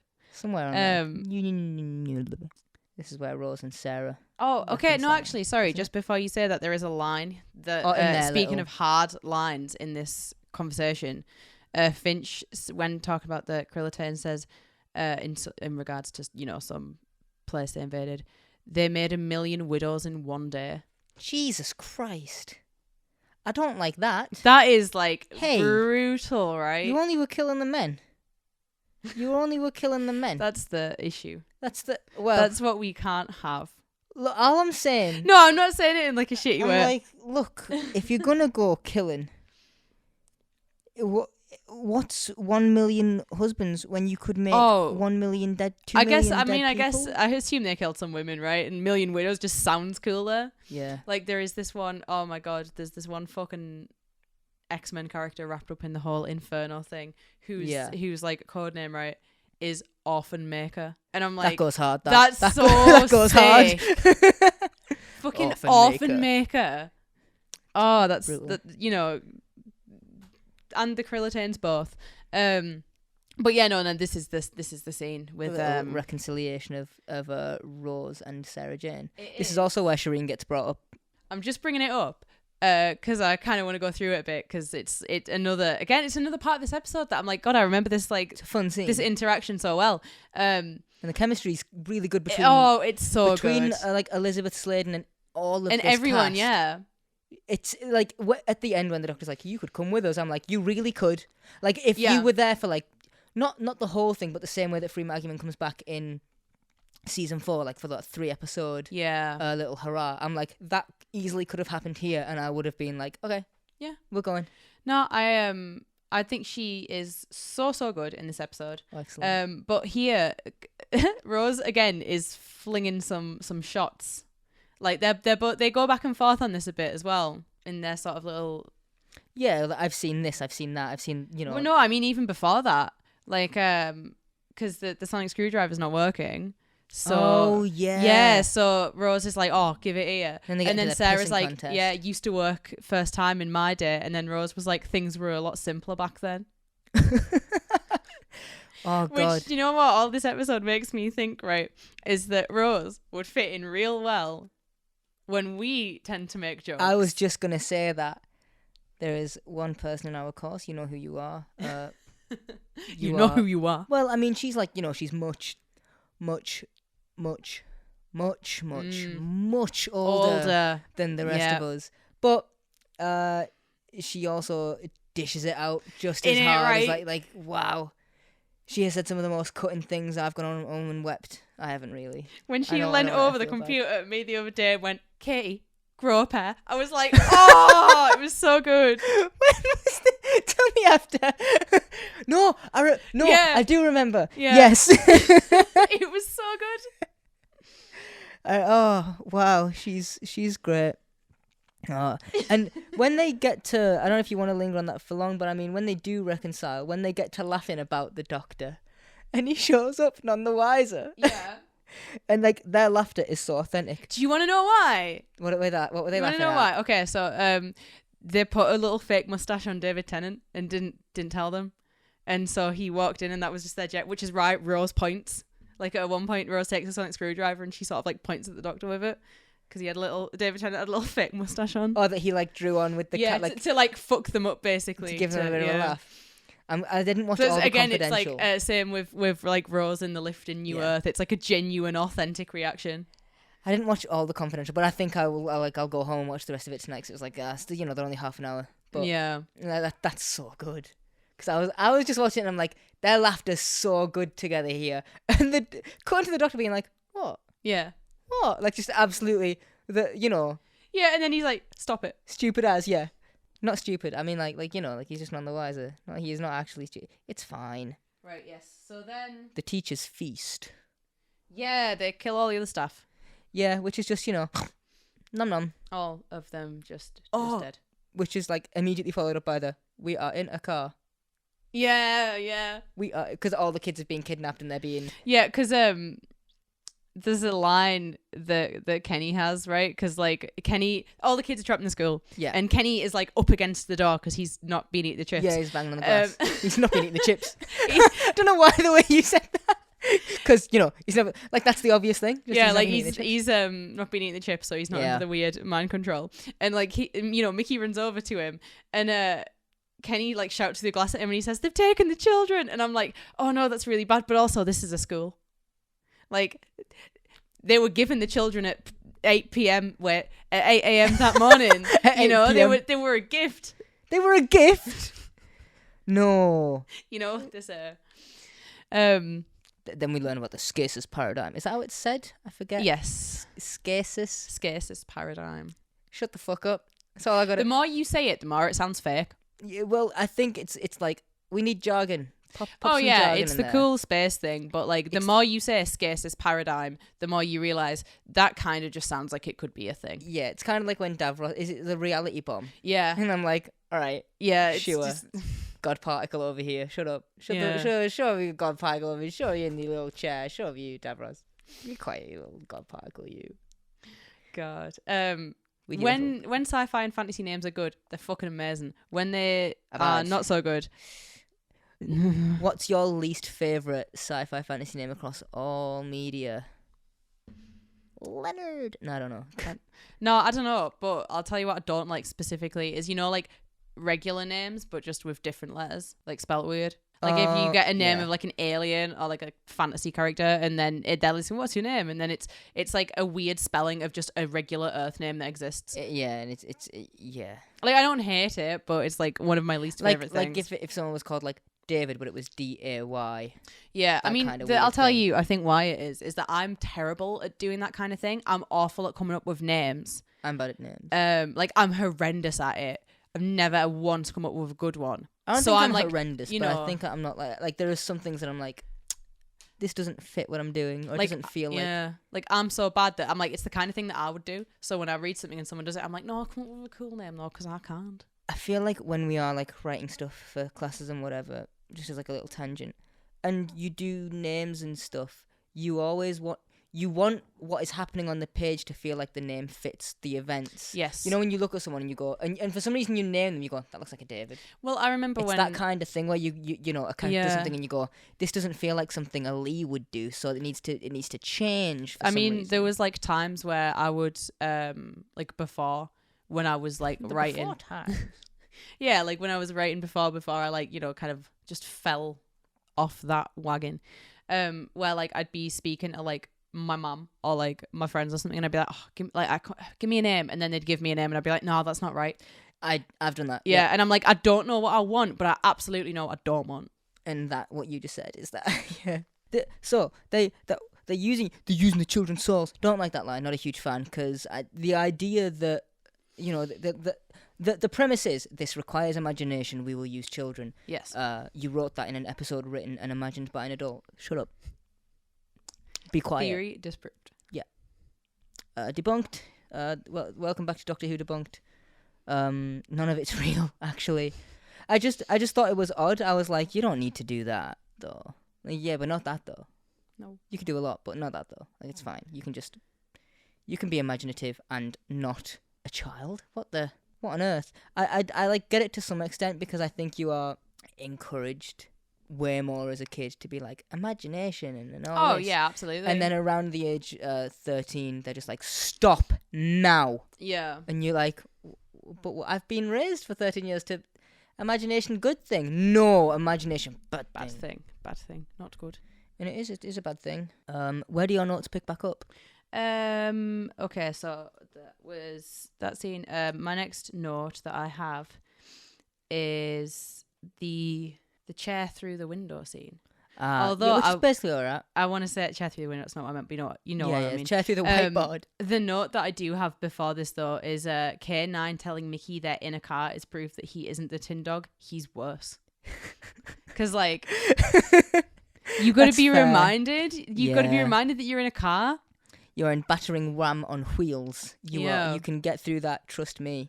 But yeah, so this is where Finch is trying to be like, hey, Doctor, we can use this for good if you help us. The next time we meet, you'll be on my side. And then he shows up and he's like, actually, fuck. But and here's another little hole that I have for this. Is the Doctor's like, I can go back, I can save them. And I'm like, yeah, he has a moment of believing this. But I'm also like, you can do that anyway. Like, it would be a paradox. You can and you will. But you can do that anyway. Give it time. Yeah, but I mean, that's the whole thing, is that the Water Doctor won't remember. Yeah. They make sure that is a point of the episode. I'm not going to remember any of this, am I? And they're like, no. Then, I like that this uses the plot to bring Sarah Jane, like, a little bit of peace. Yeah, this feels everything like has its her, time. yeah. She comes to terms with, okay, the Doctor has moved on from me, and now it's my turn, because he is going to live forever, basically, and I am not. Yeah, I mean, I think it's also sort of like the taste of, like, you know, sometimes you have to try a thing to realize if you really want it. You're like, or not, like, yeah. When she sets foot in the TARDIS at the end, and she's like, actually, this life is not for me yeah, anymore. like it's all well and good to think that you want something, but then inevitably, you know, when you end up getting it, it probably will not be what you think it is. Yeah, it's a little sad sentiment, but it's also really cool. I'm like, yeah, it's like a little dual purpose thing. At least it's not just like it's not just out of the blue. It doesn't just not make sense. It's pretty good with that. Yeah, so when the Doctor smashes the screen, Finch just sort of goes, and like just like powers down, head down. Yep. The other teachers don't, as far as I'm aware, right? No, they don't. That was mine. Oh. My phone, my bad. Oh, sorry. But I don't, you know, whatever. I don't think it's like a thing. No, I'm not like I just think it's weird. I'm like, okay, what about this changed for you? What about him smashing the whiteboard made you go night night? What is it? What is you didn't even just disappointed in standing up? You're not even just upside down. disappointed. You big Batman. Because then they all transform. All of the other teachers come out of in like a cool little CG way. Yeah, I think like that it's a really good transition. It looks awesome. But like the ashy little cloud thingy that happens, I'm like, that's awesome. Yeah, I also like the idea that it kind of feels, less like it's a form they change into, and instead it's just like an image that they guys, because they mentioned that earlier. Yeah, that they project instead of being like an actual transformation. Yeah, he says like scratch the surface, the Krillitane is underneath. Like it's not a permanent or it's not like a physical, tangible thing. Yeah, like Something it's just yeah. Yeah. And I like that. I think that's fun. When they end up in I don't know where it is. It's not the kitchen. It might be the gym again. The hall. Oh, at the end. Well, it looks like it's set up for a dinner, like a dinner hall. Yeah. Sort of. And he's like, fine, you can feast to the Krillitane and stuff. Yeah. They should all die in this scene, by the way. What I have noted here just says, I refuse to believe these aliens made 1 million widows in a day if they can't even take out, like, a literal child, an older woman. Rose might put up a bit of a threat, and Mickey's too much of a coward to, like, fight back, right? The only one armed is the doctor, and he's armed with a chair. Yeah, but they do say that leave the doctor alive, but as for the rest of them, you can kill them. They can kill them, yeah. But I'm watching it and I'm like, you are not apex predators anymore.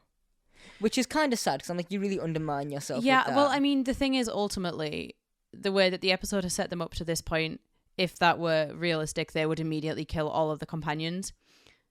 Yeah, if they are these like absolute like sort of forces of like nature or whatever. And obviously, you can't kill off through like your two companions and a beloved fan favorite character and also just a child who goes to the school. You can't like immediately kill them off, but it just makes the threat just disappear so much. Do something easy. Just kill the kid. Just kill the kid. Just kill the kid. Just kill the kid. On a BBC Saturday night at fucking 7 p.m. Wow. And then have someone say, "Oh my God, they killed Kenny." Was it 7? I was like, oh no. What's the matter? I don't like South Park. Neither do I. Why'd you fucking say it then? I just thought it was okay. Just to upset me. I just thought it was okay. Also, so K9 just lasers one of these. He's just like, yeah, he just starts lasering them all, doesn't he? Yeah, and that's the thing. They did all of this murder, but a single shot from like K9 could just absolutely smash him. I love how trigger happy K9 is. K9's got some pent up rage from the years. The thing is he got the zoomies. For all the postmen that got away. Just got the zoomies, man. He's got the zoomies. The murder zoomies. No, that's cats. No, he takes like 5 shots and he's like, fuck, I'm tired. He's like, your power, nah. Done, mate. No, but just this scene makes... Has anyone got an iPhone charger? Has anyone got an iPhone charger? Like the kind of panic that people get when you... Right. But yeah, no, this kind of really kills the whole, like, oh, put another suitcase full of bad onto it line from the doctor, because I'm like, I don't think they're that bad. No, that suitcase was empty. The extra suitcase that you packed. It was just a carry-on. Empty. This is the part where I said to you that the Krillitane feel very real to me. Oh, when yeah. the fire alarm and stuff Do you want to find the part? Yeah. Give this a pause. I'll pause and show you. And we'll find the part. That was very cool. Yeah, so there's a part where after the little battle they end up in a classroom. Then they put the fire alarm on, they get out. But as they open the door, they push one of the Krillitane over. With like the door interacts, yeah, like bumps into it, and it just looks convincing to me. And then Finch rips wires out of the wall just cause. Yeah, well, it stops the alarm. Just for fun. Just for fun. He just white boy punches the shit out of that wall. And then when they're running out of the little hallway, the reflections on the ground are so good that I was like, I believe this. Those like classic shiny school floors as well that you kind of... The CG is done so, like, it's still 2005, but I'm like, this is good. Like, there is some CG in season 6 in the God Complex that you probably know which one I'm talking about. You might not. I don't think Some I do. really bad CG with a little bit of rope that unties itself. Oh in the yes, God no, complex. there is that. Yeah, really there is. bad that. The one part where when K9's like going off it, where Finch says, "Forget the shooty dog thing." I'm like, that's very Buffy. Oh, I mean, I thought it was very you. That sounds like something you'd say. Maybe you are just very much influenced by Buffy in the way you speak. I don't know who you are. Don't try and explain yourself to me. Me neither, dude. Are you having one of those at the minute? What? You having a big identity crisis at the moment? Possibly. I don't know. Really? We'll find out. Next week on Doctor Who. I can't imagine why. There's a part as well, by the way, where, because now it's like, we got to get all the kids out of the school. Yes. And Mickey gets into a classroom, and there is like a little, well, it's like a big, chunk of all the cables and stuff like that is like going along the wall. And Mickey follows it down to just like a single plug, and he does a little shrug, and then he just yanks it out the wall. And stops it? Yeah, and then everything just is fine, and all the kids just leave. Yeah, because I do have a note about that. It just says, oh, you can just unplug the Scaces paradigm, apparently. Yeah, like if it just disconnects from a power source, then that's fine. No Scaces paradigm in the Cosy Lives, let me tell you that. No. No one's plugging that bad boy in. Can't be doing it. No, it's just not. Look, it's not energy savvy. No. Mother Earth will not thank you for that, actually. Oh, they get to the oil drums. Yes. The oil drums, get this, deadlock sealed. Yeah, they would have to be. What the fuck? How do you deadlock seal an oil drum? Just look, there's a little hole in the top. That's all you need to, just once you're in there, that's the drum. Salted. Once you are in there, that is the drum. It is fine. Then they part ways with K9. Oh no. Said K9 part ways. Yeah, because he's got to destroy the barrel. And he shoots the barrel, and he gets oil all over the Finch. Finch is all oiled up and sexy. And then Finch does another scream. And then what does he say, Katie? Oh, he says bad dog. And Ken just goes affirmative. He's like, yeah. Yeah. Yeah, that's me. So what is it then? Side note, I really admire anyone in anything who is about to die and just makes like an ironic joke Little before. Quip. Instead of being like, I'm going to miss. Yeah, I'm like, just make a dumb joke. Yeah. It's literally your last opportunity to make a dumb joke. Make a dumb fucking joke, man. Make a good one, a good dad joke to send you away with. You bet when I go, that's what I'll be doing. You just making a dumb joke. My last words are going to be welcome to Doctor Who Rewind. Fucking hell. That's how long this is going to go on for. Yeah. 2 more weeks. So, so here's my confusion. Okay. This oil, at no point are we told that it's like flammable? No, but it explodes the school. The whole school? The whole school. There's nothing else going on here. It's just the oil, right? Because I was thinking, like, have I missed a bomb thing? But I'm like, no, I'm sure I haven't. Well, it burns the woman. But that's different. But that's like different an than acidic explosion. kind of Yeah, burn. that would imply that somehow... Can you imagine if the oil touched the woman and it didn't and it just exploded? Because it's like, it implies in some way that they have some kind of explosive substance or something that can be like ignited like inside them, right? That's what I was thinking, at least. I mean, let's be boring and real for a minute and say that like real. the reason that obviously actually happens is because if they just like lock them in the school or whatever, how do we know if they were ever if it's just the oil gets on them, you need to do it to be like, this is the end. But whatever, it's stupid. Although speaking of the school blowing up, here's my thing about the school blowing up is that the whole way through this episode, because like, I mean, obviously there have been kids at the school this whole time and we've sort of glossed over it because that's just not that interesting. Yes. Anything that the kids are doing in this episode. But they're always shown to be like super chill. They're, it's not how school is. Yeah, like all no one's like bullying anyone, no one's being a dickhead, no one's making stupid jokes in class. And like, you shouldn't, by the way. Oh yeah, no, you shouldn't bully anyone. But there's no there's no like school kid like fuckery going on. There's no like there's not like a disruption. They're like all like they're like they're like Stepford students in a way. No one's getting like a parents' evening class disruption. This person is. And like the doctor says at the start of the episode when he's talking to Rose that he thought that it would, there'd be happy slappy hoodies with Asbos and ringtones. I love that, by the way. Yeah. The way he's like, I thought there'd be happy slappy hoodies. I thought there'd be happy slappy hoodies with Asbos. I thought there'd be happy slappy hoodies with fuck. Happy slappy hoodies with Asbos and ringtones. Happy. But yeah, right. So like it's a thing. It's noticeable that these kids are all super well behaved and all like, oh, this. But then at the end, that other lass is like, Kenny, did you blow up the school? And he's like, yeah. And then everyone else is like, oh, Kenny, yeah, like, go, Kenny, woo. And it's like, did you all hate it that much still? The school? Yeah. That's insane to me, because, like, I was never, like, a school lover, but I never, like, depending on the lesson I was in. You ever have one of those, like, where the timetable fell real well and you were like, oh, that is the good day? Yeah. That is the good day of this whole school year. Like, that, those were fine for me, but I was never, and also, the person who is disrupting the class is never listening to this show, because they were not in, like, the Doctor Who kind of sphere. I can't imagine them ever being in, at least. Yeah. But I never found that a likable quality in any lesson. When someone was like, I'm going to be the dickhead this lesson and disturb the whole thing, and my goal is to annoy a teacher, I was never like, that's so cool, I wish I was like them.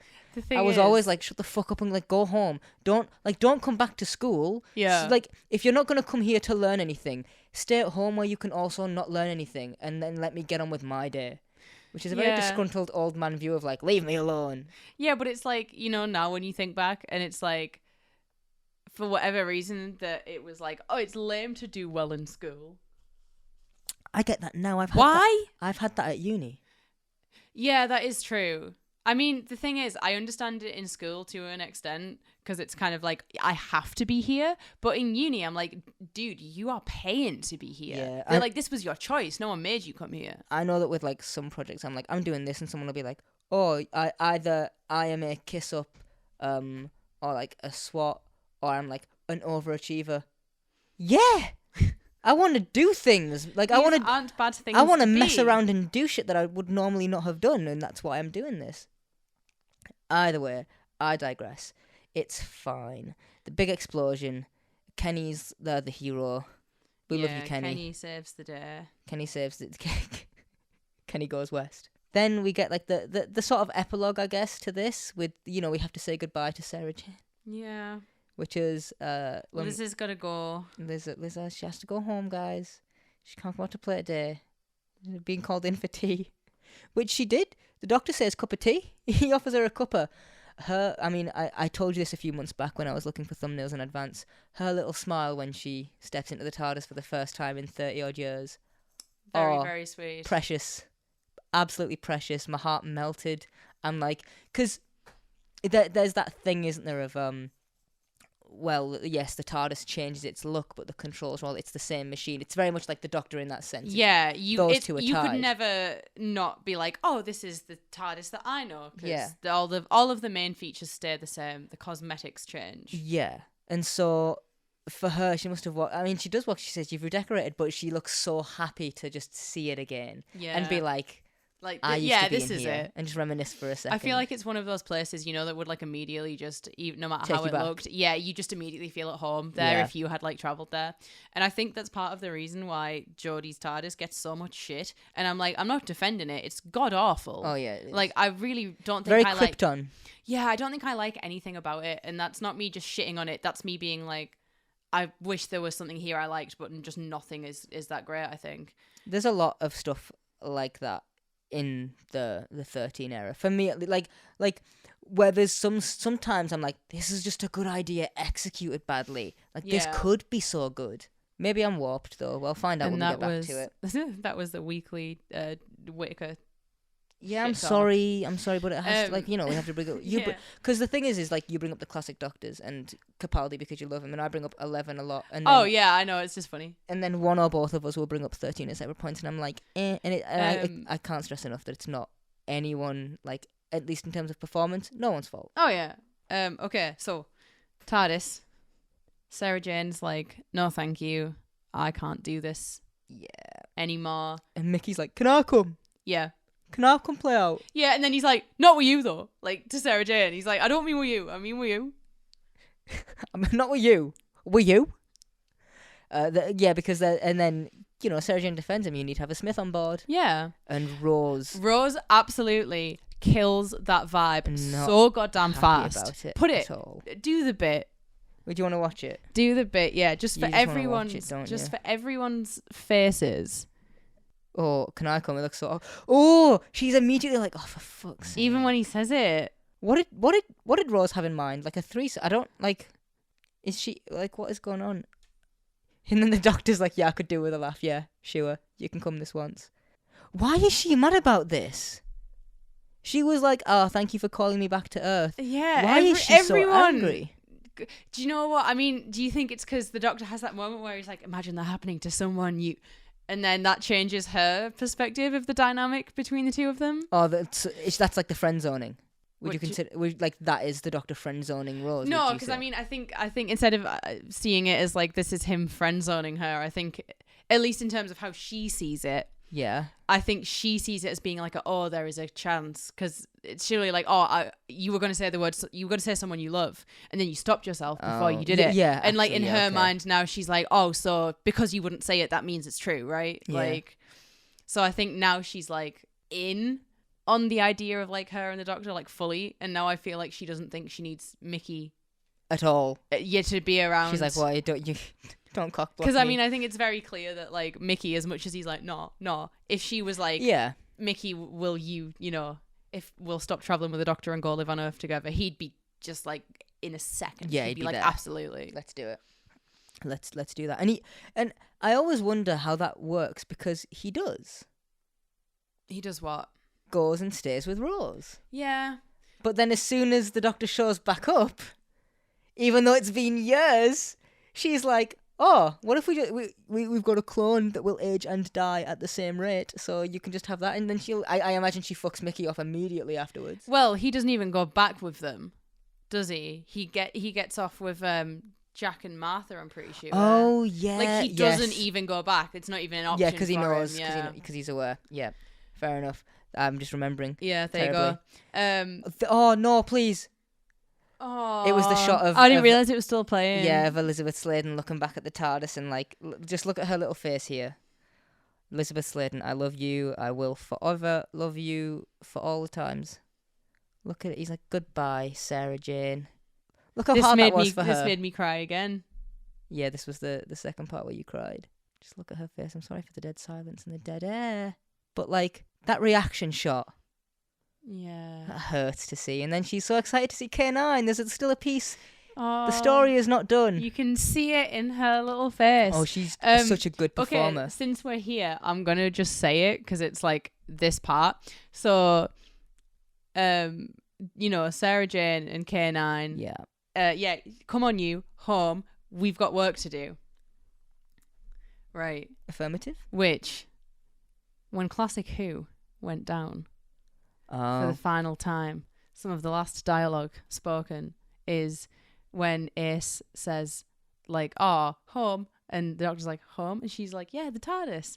And then at the very, very end, they walk away into the distance together, and the Seventh Doctor turns to her and says, come on, Ace, we've got work to do. Is that a direct reference to that, do you think? I have no idea if it is or not, but I am being like, it's the same. Yeah. Like, if it's not intentionally a reference, it's the same, and it's sweet to me. 'Cause I took this to be like, the Sarah Jane Adventures is in the works at this point. Like, if it's not being written or produced, like, it is definitely an idea that RTD has had. I think it's from like 2003. Like, as early as then, when he wanted to start bringing Doctor Who back, that was an idea to focus on like an older companion, like without the Doctor. And Sarah Jane was always in mind, apparently. And then my ending result of this is just, I'm not okay. No, do you know what the part that I was like, I'm not okay is? What? When K9 comes back and Sarah says, he's replaced you with a new model, he does that. Yeah. And then walks away and I'm like, oh, I thought you were over it. I thought that was what the part in the middle was. No. And it just hurts. What would you rate this episode? I mean, listen, I've given it a 5 out of 5. Right, okay. And I'm yes. The thing is, I want to be like, yeah, as much as it's like nostalgia and whatever, I feel like this episode, in a way, you don't have to know who Sarah Jane is. My point exactly when I was going to write. Just a person who used to travel with the Doctor. Like, if you're like, it's Sarah Jane Smith, that's cool. But like, you don't have to know that. I didn't know who she was when I watched it, and I was like, hell yeah. I'm See, into like, this. I had seen some classic from, I think, people showing me it when I was like really, really young. And if not, I definitely heard, because like, I think my dad watched it like for a bit when he was a kid. Like my grandparents knew about it and stuff, so they told me about it. I hadn't really, maybe really seen much at all, but that I'm like massive strength. So good. I've also given it a 5 out of 5. Reason being, I think this is the New Earth sort of thing that you had with Kelsey a few weeks back, where I think that if you wanted to get someone into Doctor Who, you would show them this. Like some of it, like it's not always high stakes. It is sometimes filler, but I think it's fun in what it's doing. The idea of, I used to think the teacher slept in school. Every kid had that thought at some point. You're playing on that. You're playing on the monsters in the dark.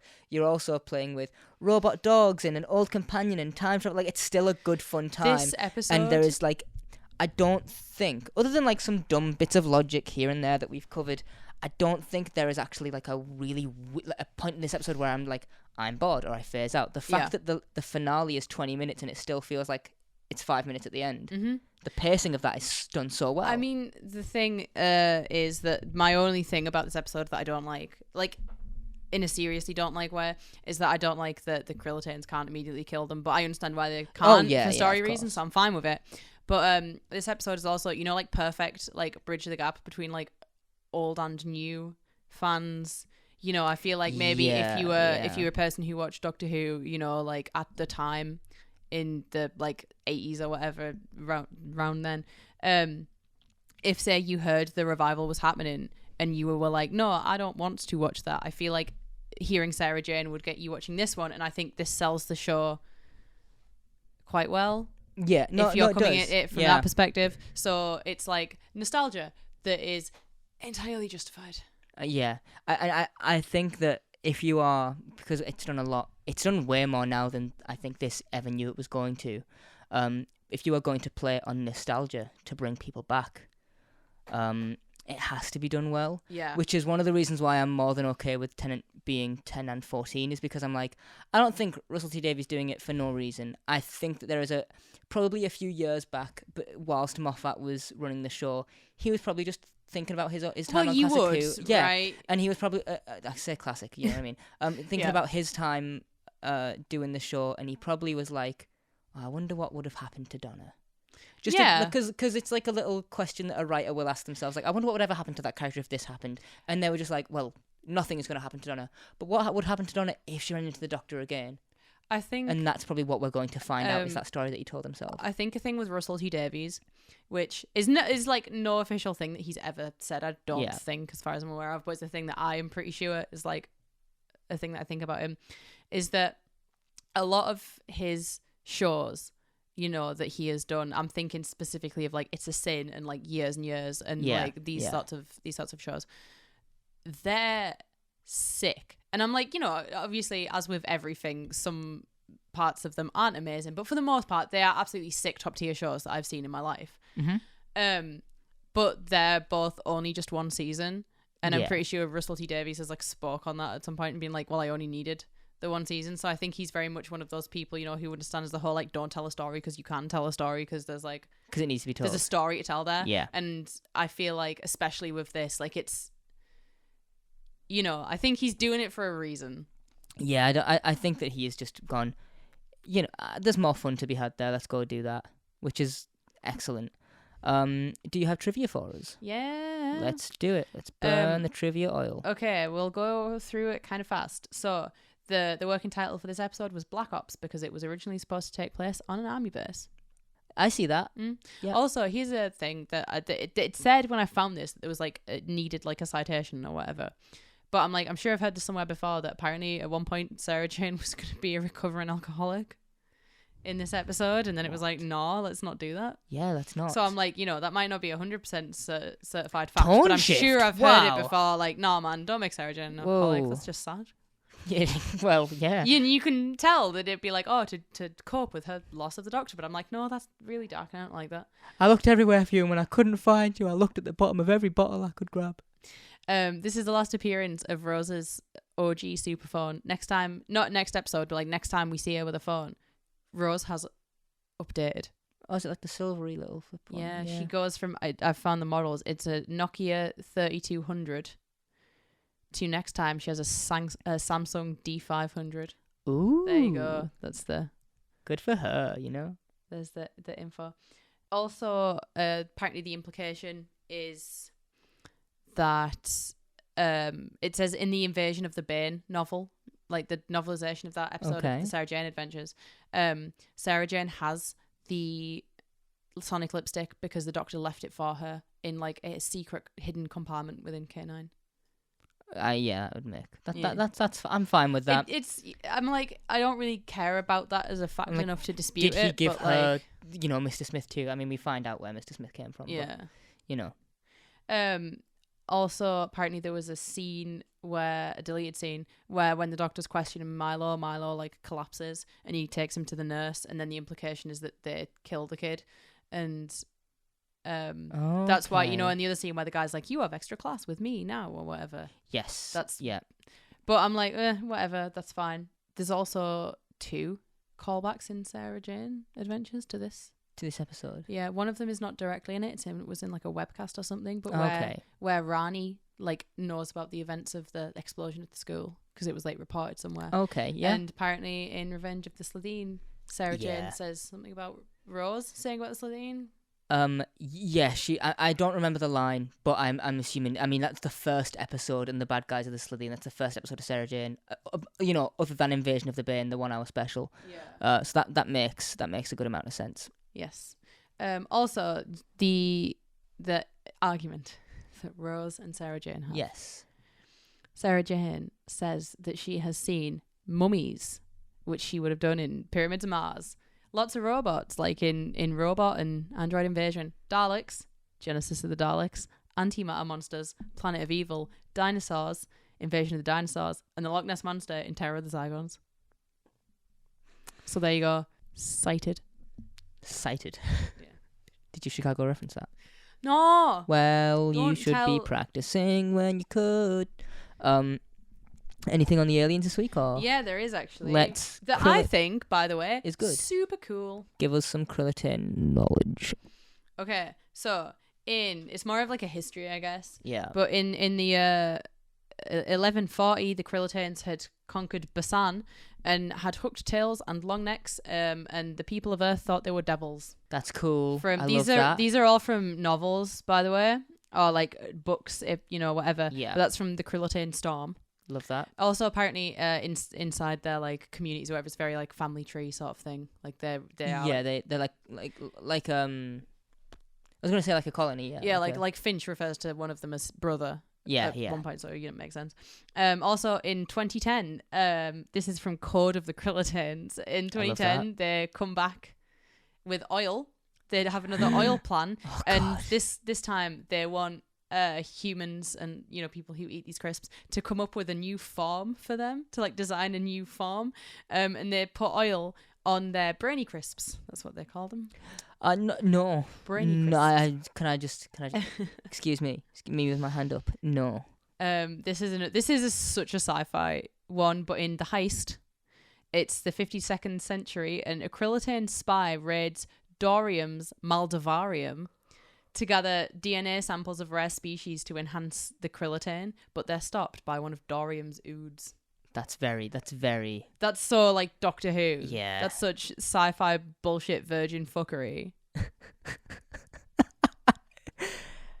Head back. And then finally, before the Time War, a group of Krillitane rebels were trying to develop like phase technology or whatever, so they could hide from the rest of their species. Mm-hmm. And the 11th Doctor helps them with this, but then eventually the Daleks are like, no, you're doing that. We want part of it. But the Doctor helps like fool the Daleks and help these rebels escape, and that's from Father of the Daleks. Father of the Daleks, Krillitane involved. Crazy. I like that. I like the Krillitane. I think they could be brought back looking completely. And the thing is, they could look completely different. Yeah. You could literally be like, "That's another alien completely," no and then rule on this. Yeah, and then be like, "Oh, it's a Krillitane." Okay. Very much as like a polymorph sort of red dwarf thing, too. But that's the episode. That's everything. That is School Reunion. We rewind everywhere. I think. Everywhere. Unless we go back to Dr. Horwind, but I'm not going to do that. As R.I.P. much as Katie keeps begging me to. Every time. We'll see you next week for Girl in the Fireplace. Get out, girl. Get out that fireplace. Girl. It's hot. get out You now. You will get a burn. You will get a serious burn. Bye. Bye.